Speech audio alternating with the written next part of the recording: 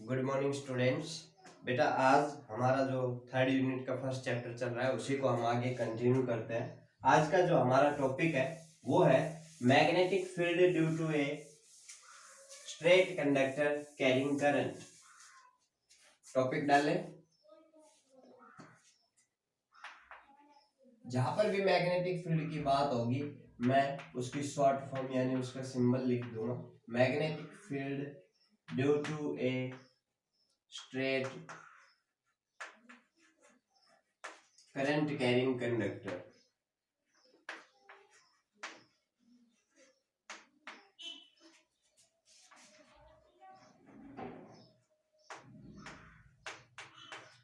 देखो भाई, अभी हमारे पास एक स्ट्रेट करंट कैरिंग कंडक्टर है और उसकी वजह से हमें मैग्नेटिक फील्ड कैलकुलेट करनी है। यहाँ पर मैं आपको समझा रहा हूँ, आप अपनी लैंग्वेज में थोड़े नोट्स तैयार करेंगे, ठीक है। देखो, let we have a straight current carrying conductor X Y with a finite length. Clear? We want to find out magnetic field at point P which have a perpendicular distance from conductor which is small a. We have a current element, ये हमारा current element है। We have a current element ideal current is flowing in the wire from x to y. The position vector of point from the current element is r.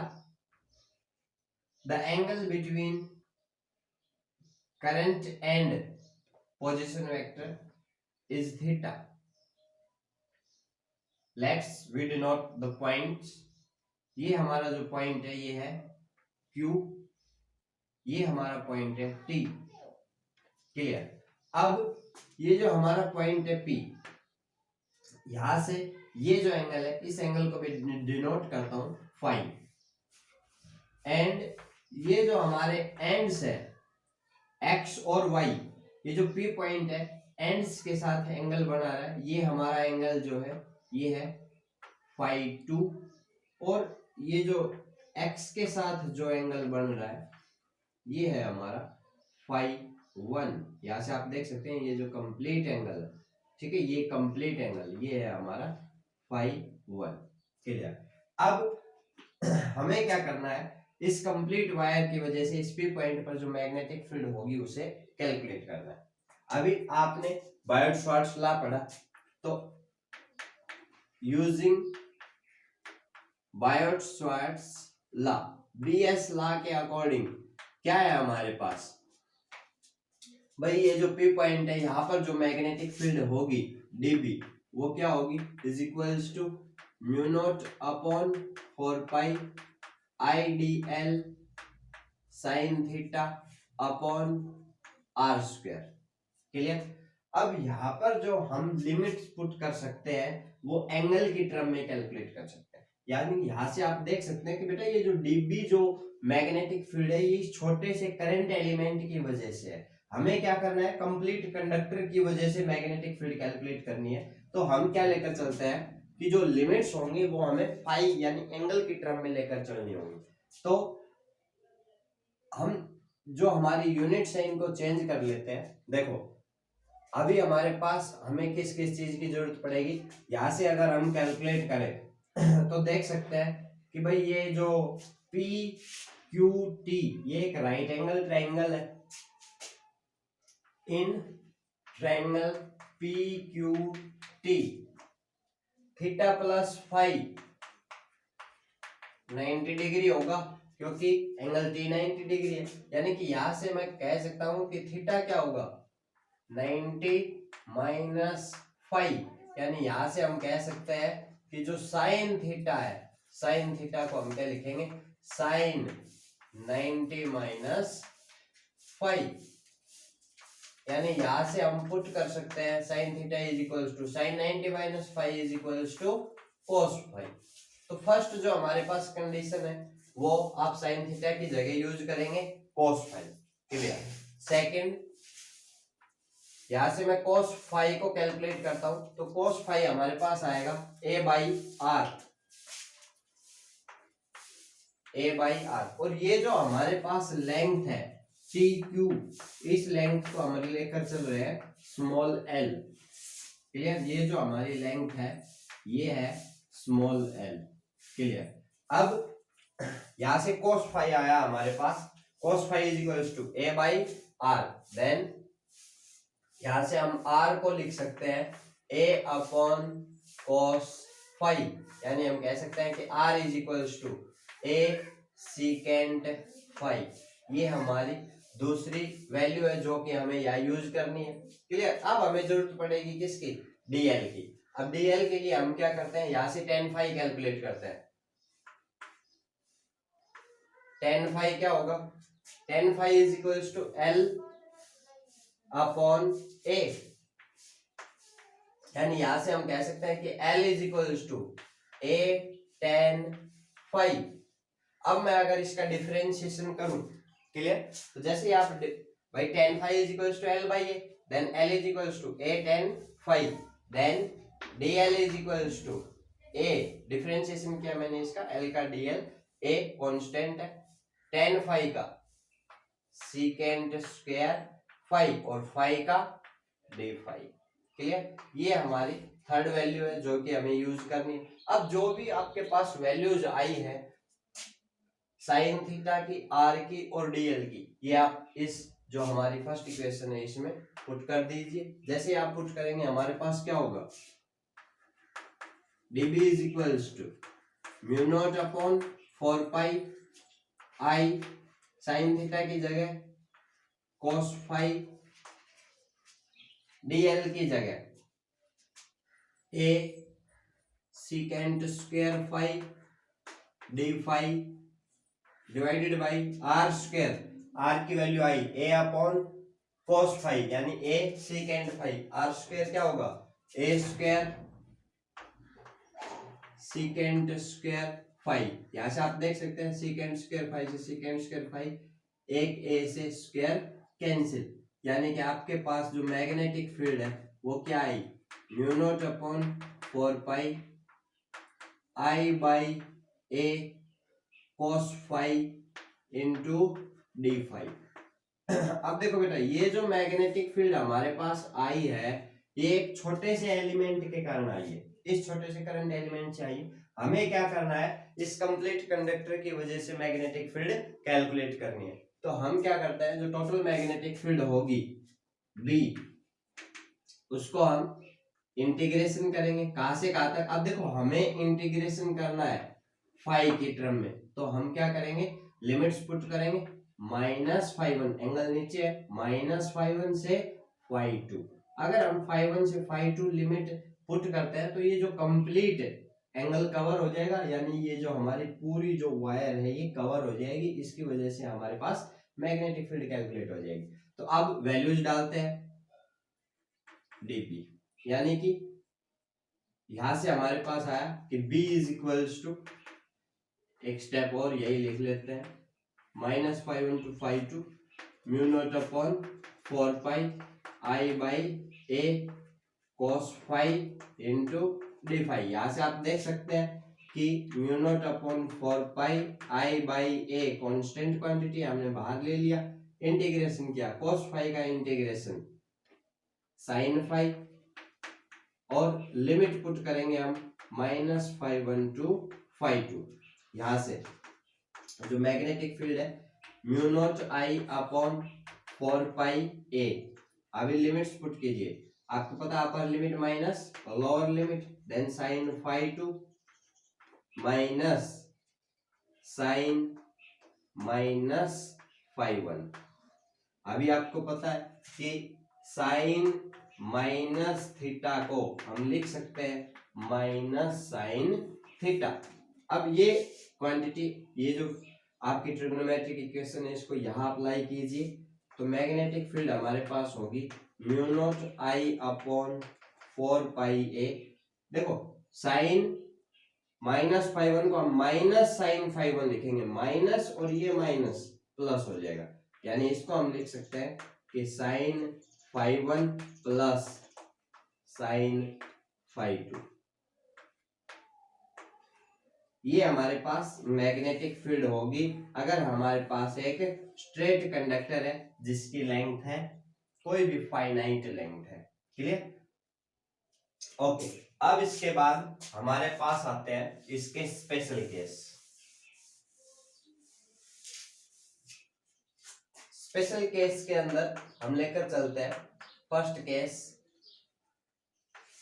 ध्यान से समझो।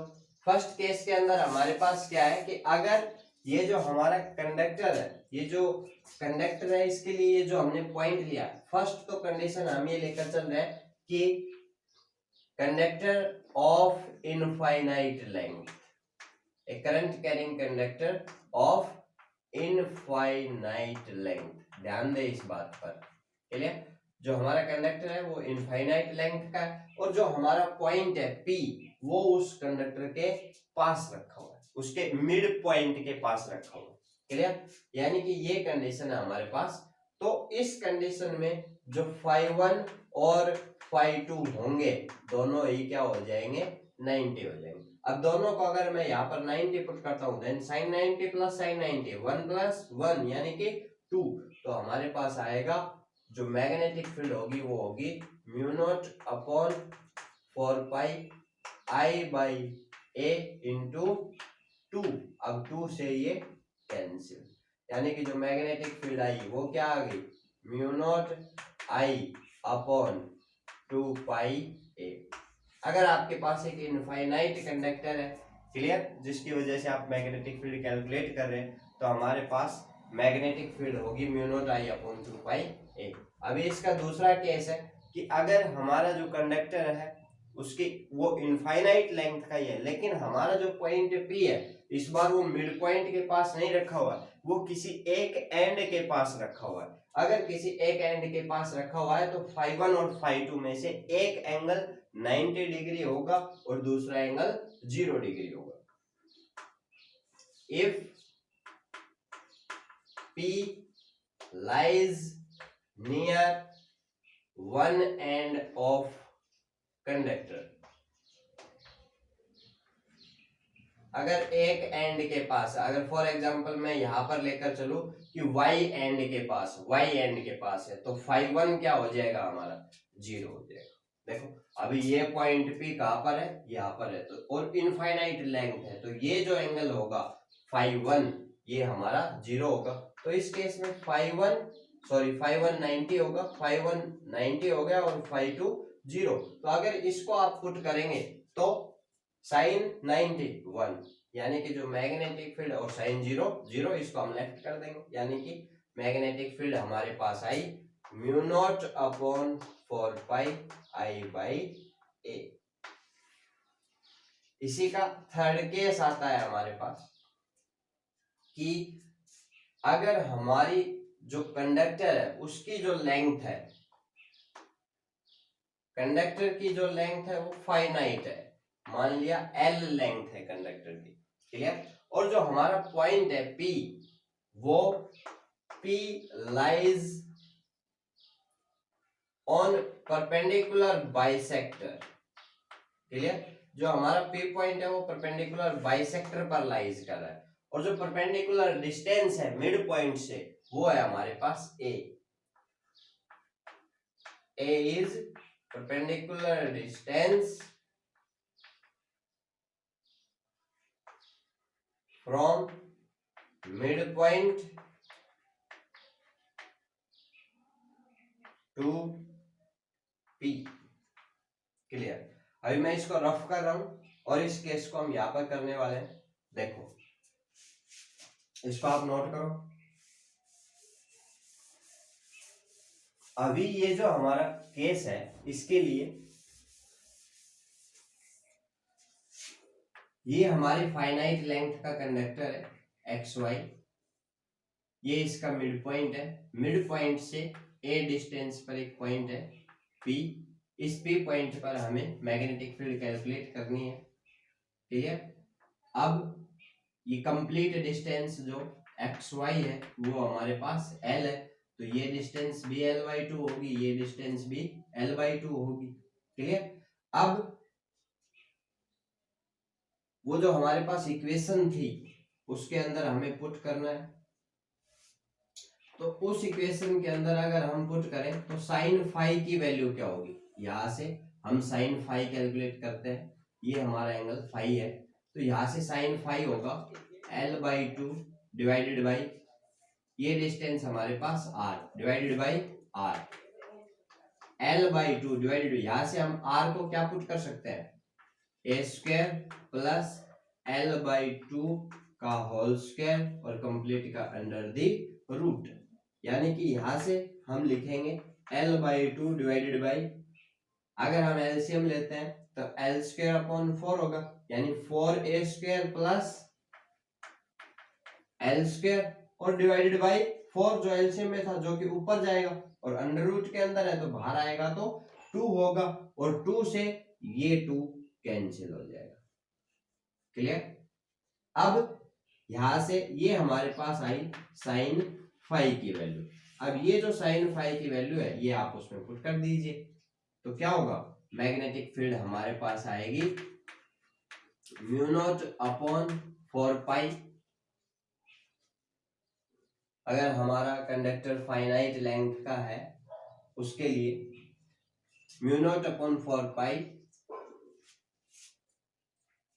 Sign φ1 plus sign φ2। अभी देखो ये हमने only sine phi calculate किया, यानी sign φ1 और φ2 बराबर ही होंगे, तो उस केस में अगर दोनों का आप सम करेंगे तो 2 होगा। क्लियर। यानी कि साइन φ1 प्लस साइन φ2 क्या हो जाएगा, 2l/4a² प्लस l², और इसका अंडर द रूट ही चल रहा है अभी। क्लियर। अब यहां से ये वैल्यू आप उसमें डाल दीजिए, तो μ0/4π I/a इंटू ये value 2l/4a² plus l² complete का अंडर द रूट, ये आपके पास मैग्नेटिक फील्ड होगी अगर आपका कंडक्टर जो है वो एक फाइनाइट लेंथ का है, l उसकी लेंथ है और उससे एक परपेंडिकुलर डिस्टेंस a पर आप मैग्नेटिक फील्ड कैलकुलेट करना चाहते हैं। क्लियर। तो इस मैग्नेटिक फील्ड को कैलकुलेट, ये तो आपने मैग्नेटिक फील्ड का मैग्नीट्यूड कैलकुलेट किया। अगर हम बात करें डायरेक्शन की, तो डायरेक्शन के लिए मैंने आपको इससे पहले भी बताया, डायरेक्शन के लिए हमारे पास 2 रूल है। क्लियर। तो फर्स्ट जो रूल है वो है right hand thumb rule.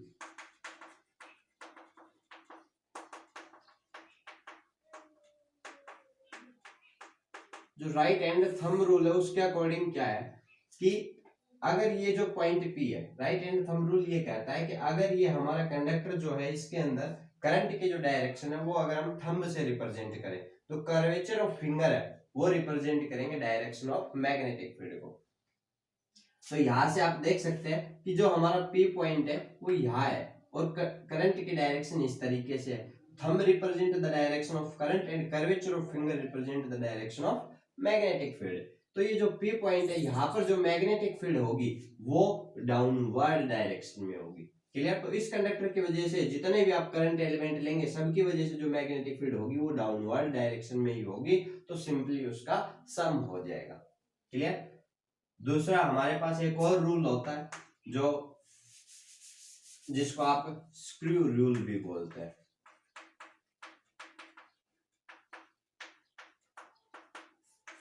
Clear.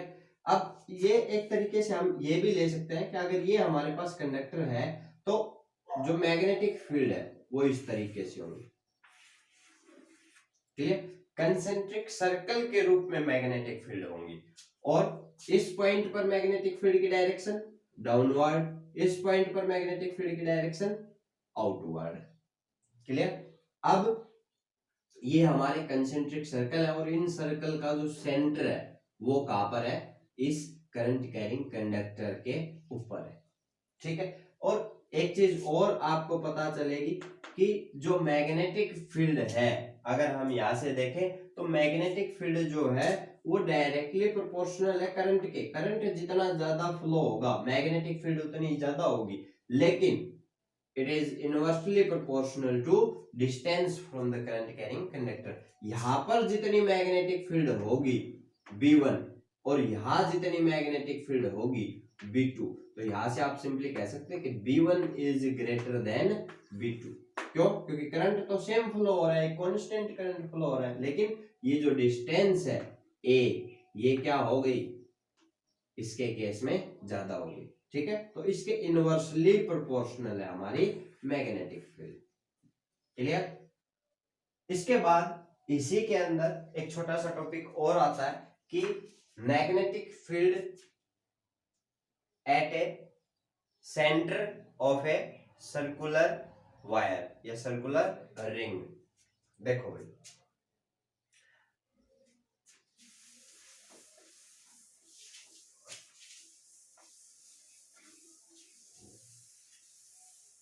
अभी ये हमारे पास एक सर्कुलर रिंग है, इस रिंग के अंदर करंट फ्लो हो रहा है। क्लियर? इस रिंग के सेंटर पर हमें मैग्नेटिक फील्ड कैलकुलेट करनी है। मान लिया I करंट फ्लो हो रहा है और इस रिंग की जो रेडियस है वो हमारे पास R है। ठीक है, अब according to Biot Savart's law magnetic field, मान लिया एक छोटा सा करंट एलिमेंट है, ये हमारा करंट एलिमेंट है, इस करंट एलिमेंट के कारण जो मैग्नेटिक फील्ड होगी, स्मॉल मैग्नेटिक फील्ड सेंटर पर, वो होगी dB और वो होगी mu naught upon 4 pi I dl sign theta upon R square. ठीक है, अब यहां से अगर हम लेकर चलें तो ये तो छोटा एलिमेंट था dl, ये इस छोटे से एलिमेंट के कारण मैग्नेटिक फील्ड आई है। दूसरी बात, ये जो थीटा है, यहाँ पर आप देख सकते हैं कि करंट और पोजीशन वेक्टर के बीच ये जो एंगल है टेंजेंट बन रहा है, यानी कि एंगल जो है थीटा वो हमारा क्या है, 90 डिग्री है। क्लियर? अब यहाँ से थीटा 90 डिग्री है तो साइन 90 1 होगा, यानी मैग्नेटिक फील्ड आई हमारी mu naught upon 4 pi I dl upon R square. Clear? अब ये स्मॉल मैग्नेटिक फील्ड है। अगर हम बात करें कंप्लीट मैग्नेटिक फील्ड की, तो कंप्लीट मैग्नेटिक फील्ड क्या होगी, इसका इंटीग्रेशन करना पड़ेगा, यानी कि सारे dl मिलकर क्या बना देंगे, ये छोटी सी एलिमेंट है dl है, इसकी लेंथ। अब कंप्लीट जो वायर है उसकी लेंथ क्या होगी, 2 पाई r। क्लियर? यानी जो इंटीग्रेशन ऑफ dl है उसको मैं लिख सकता हूँ 2 पाई r। तो यहां से हम कह सकते हैं कि mu naught upon 4 pi I dl का integration 2 pi r divided by r square. यहां से पाई कैंसिल, 2 से ये 2 कैंसिल, ठीक है, r से एक r कैंसिल, यानी कि जो मैग्नेटिक फील्ड आई वो क्या आई हमारे पास, mu naught I upon 2r। अब रही बात डायरेक्शन की, तो देखो बेटा करंट एलिमेंट चाहे इधर हो चाहे इधर हो, मैग्नेटिक फील्ड की डायरेक्शन सेंटर पर क्या होगी, डाउनवर्ड। अप्लाई कर सकते हो आप, ये करंट की डायरेक्शन तो ये मैग्नेटिक फील्ड की डायरेक्शन, इस साइड करंट की डायरेक्शन डाउनवर्ड होगी। अगेन ये करंट की डायरेक्शन, ये मैग्नेटिक फील्ड की डायरेक्शन, तो दोनों ही केस में जो मैग्नेटिक फील्ड है वो डाउनवर्ड डायरेक्शन में है, यानी उसका अलजेब्रिक सम आप ले सकते हैं। ठीक है, तो ये हमारे पास आज 2 टॉपिक थे, आप इनको स्टडी कीजिए, इनके नोट्स बनाइए, इसके बाद हम आपको कल नेक्स्ट टॉपिक तैयार कराते हैं।